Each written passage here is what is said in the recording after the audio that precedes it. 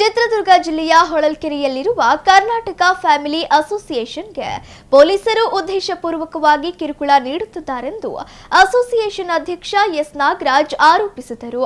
ಸುದ್ದಿಗೋಷ್ಠಿಯಲ್ಲಿ ಮಾತನಾಡಿದ ಅವರು, ಉಚ್ಚ ನ್ಯಾಯಾಲಯದ ಆದೇಶದಂತೆ ಕಳೆದ 4 ವರ್ಷಗಳಿಂದ ನಮ್ಮ ಸಂಸ್ಥೆ ಕಾರ್ಯನಿರ್ವಹಿಸುತ್ತಿದೆ. ಆದರೆ ಪೊಲೀಸ್ ಇಲಾಖೆ ತಪಾಸಣೆ ನೆಪದಲ್ಲಿ ಆಗಾಗ ನಮ್ಮ ಸಂಸ್ಥೆಯ ಮೇಲೆ ದಾಳಿ ನಡೆಸಿ ಸದಸ್ಯರ ಮೇಲೆ ದೌರ್ಜನ್ಯ ಎಸಗುತ್ತಿದ್ದಾರೆ. ಸದಸ್ಯರ ವಾಹನಗಳನ್ನು ಜಪ್ತಿ ಮಾಡುವುದು, ಅನಾವಶ್ಯಕವಾಗಿ ಜಿಲ್ಲಾಸ್ಪತ್ರೆಗೆ ಕರೆದೊಯ್ದು ಎನ್ಡಿಪಿಎಸ್ ಪರೀಕ್ಷೆ ನಡೆಸಿ ಅವಮಾನಿಸುವ ಕೆಲಸ ಮಾಡಲಾಗುತ್ತಿದೆ ಎಂದು ದೂರಿದರು.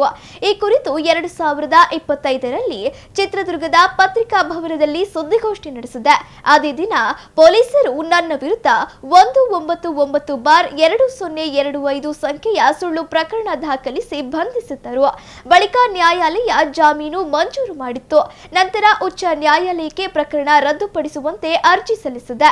ಅರ್ಜಿಯ ವಿಚಾರಣೆ ನಡೆಸಿದ ಉಚ್ಚ ನ್ಯಾಯಾಲಯವು ಪ್ರಕರಣವನ್ನು ರದ್ದುಪಡಿಸಿದೆ ಎಂದು ತಿಳಿಸಿದ ಅವರು, ಚಿತ್ರದುರ್ಗ ಜಿಲ್ಲೆಯ ಇತರೆ ಮನರಂಜನಾ ಕೇಂದ್ರಗಳು ಯಾವುದೇ ತೊಂದರೆ ಇಲ್ಲದೆ ಕಾರ್ಯನಿರ್ವಹಿಸುತ್ತಿವೆ. ಆದರೆ ನಮ್ಮ ಸಂಸ್ಥೆಯನ್ನು ಮಾತ್ರ ಗುರಿಯಾಗಿಸಿಕೊಂಡು ತಪಾಸಣೆ ಹೆಸರಿನಲ್ಲಿ ಸದಸ್ಯರಿಗೆ ಮಾನಸಿಕ ಕಿರುಕುಳ ನೀಡಲಾಗುತ್ತಿದೆ. ಇದು ಮಾನವ ಹಕ್ಕುಗಳ ಸ್ಪಷ್ಟ ಉಲ್ಲಂಘನೆಯಾಗಿದೆ. ಈ ಸಂಬಂಧ ಮಾನವ ಹಕ್ಕುಗಳ ಆಯೋಗಕ್ಕೆ ದೂರು ಸಲ್ಲಿಸಿದ್ದು ಪ್ರಕರಣದ ವಿಚಾರಣೆ ನಡೆಯುತ್ತಿದೆ. ಸದ್ಯ ಪೂರ್ವ ವಲಯ ಐಜಿಪಿ ಈ ಪ್ರಕರಣದಲ್ಲಿ ಮಧ್ಯಪ್ರವೇಶಿಸಿ ನಮಗೆ ನ್ಯಾಯ ಒದಗಿಸಬೇಕು ಎಂದು ಅವರು ಆಗ್ರಹಿಸಿದರು. ಇಡೀ ರಾಜ್ಯಕ್ಕೆ ಒಂದು ಕಾನೂನು ಮಾಡಿದೆ. ನಮ್ಮ ಜಿಲ್ಲೆಯಲ್ಲಿ ನಮಗೆ ಸಪ್ರೇಟಾಗಿ ಒಂದು ಕಾನೂನು ಮಾಡಿಬಿಡೋರು ನಮ್ಮ SP ಅವರು. ಅವ್ರನ್ನ ಕ್ವಶನ್ ಮಾಡಿದರೆ ನಮ್ಮ ಮೇಲೆ ಸುಮ್ಮನೆ ಸುಳ್ಳು ಕೇಸ್ಗಳು ಹಾಕೋದು, ಬೇಕಂತ ತೊಂದರೆ ಕೊಡೋದು, ಈ ಥರ ನಡೀತಾ ಇದೆ. ಅದಕ್ಕೋಸ್ಕರ ಸರ್ಕಾರದ ಗಮನ ಸೆಳೀಬೇಕು. ಸರ್ಕಾರ ಈ ಕ್ಲಬ್ಗಳ ಬಗ್ಗೆ ಒಂದು ಸ್ಪಷ್ಟವಾದ ನಿಲುವು ತಗೋಬೇಕು ಅಂಥೇಳಿ ತಮ್ಮ ಮೂಲಕ ಸರ್ಕಾರದ ಗಮನ ಸೆಳೀಬೇಕು ಅಂತೇಳಿ ಬಂದಿದೆ ಸರ್. ಈಗ ಇಡೀ ಸ್ಟೇಟಲ್ಲಿ ಸರ್ ಎಲ್ಲ ಜಿಲ್ಲೆಯಲ್ಲೂ ರಿಕ್ರಿಯೇಷನ್ ಕ್ಲಬ್ಗಳು ನಡೀತಾ ಇದೆ. ರಾಜಧಾನಿಯಲ್ಲಿ ನಮ್ಮ ಪೊಲೀಸ್ ಹೆಡ್ ಕ್ವಾರ್ಟರ್ ಏನಿದೆ ಅದರ ರೇಡಿಯಸ್ಸು 3 ಕಿಲೋಮೀಟರ್ ರೇಡಿಯಸಲ್ಲೇ ಒಂದು 150-200 ಕ್ಲಬ್ಗಳು ರನ್ನಿಂಗ್ ಇದ್ದಾವೆ ಈಗಲೂ ಪ್ರೆಸೆಂಟು. ಅಲ್ಲಿ ಇಲ್ಲದ ಕಾನೂನು ನಮ್ಮ ಜಿಲ್ಲೆಗಿದೆ. ನಮ್ಮ ಜಿಲ್ಲೆಯಲ್ಲೂ ನಮ್ಮ SP ಅವ್ರ ಮನೆ ಮುಂದೆ 150 ಮೀಟ್ರಲ್ಲಿ ಕ್ಲಬ್ ನಡೀತಾ ಇದೆ. ಅದಕ್ಕೆ ಡಿಸ್ಟರ್ಬೆನ್ಸ್ ಇಲ್ಲ. ನಾವು ಸರ್ಕಾರಕ್ಕೆ ಟ್ಯಾಕ್ಸ್ ಕಟ್ತೀವಿ, ಸೆಂಟ್ರಲ್ ಗೌರ್ಮೆಂಟಿಗೆ ಟ್ಯಾಕ್ಸ್ ಕಟ್ತೀವಿ, ಸ್ಟೇಟ್ ಗೌರ್ಮೆಂಟಿಗೆ ಕಟ್ತೀವಿ. ನಮಗೆ ಮಾತ್ರ ಅದು ನಮ್ಮ ಜಿಲ್ಲೆಯಲ್ಲಿ ನಮಗೆ ಮಾತ್ರ ಎಸ್ಪೆಷಲಿ ತೊಂದರೆ ಕೊಡ್ತದೆ. ಹೌದು ಸರ್.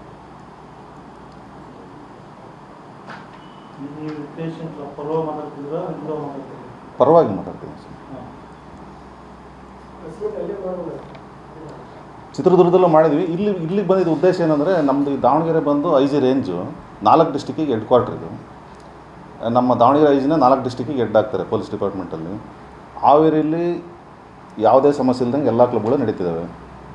ಶಿವಮೊಗ್ಗದಲ್ಲಿ ಎಲ್ಲ ಸಮಸ್ಯೆ ಇಲ್ದಂಗೆ ನಡೀತಿದ್ದಾವೆ. ದಾವಣಗೆರೆಯಲ್ಲಿ ನಡೀತಿದ್ದಾವೆ. ಚಿತ್ರದುರ್ಗದಲ್ಲೂ ಎಲ್ಲ ನಡೀತಿದ್ದಾವೆ. ನಮ್ಮದು ಒಂದಕ್ಕೆ ಮಾತ್ರ ತೊಂದರೆ ಆಗ್ತಾಯಿದೆ. ಆ ಉದ್ದೇಶಕ್ಕೋಸ್ಕರ ಇಲ್ಲಿ ಬಂದಿದ್ದೀವಿ.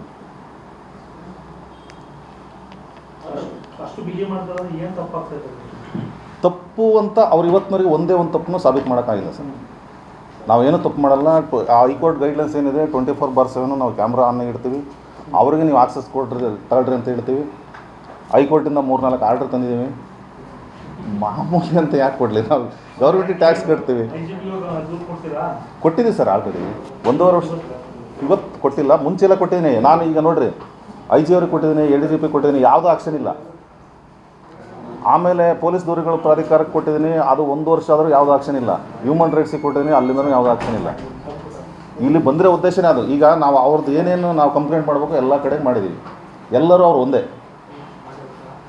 ನಂದು ಬೇಡಿಕೆ ಏನಂದರೆ, ಕಾನೂನು ಎಲ್ಲರಿಗೂ ಒಂದೇ. ಅವರಿಗೆ ಬೇರೆಯವ್ರಿಗೆ ತೊಂದರೆ ಕೊಡೋದು ನನಗೆ ಯಾಕೆ ತೊಂದರೆ ಕೊಡ್ತಿದ್ದಾರೆ?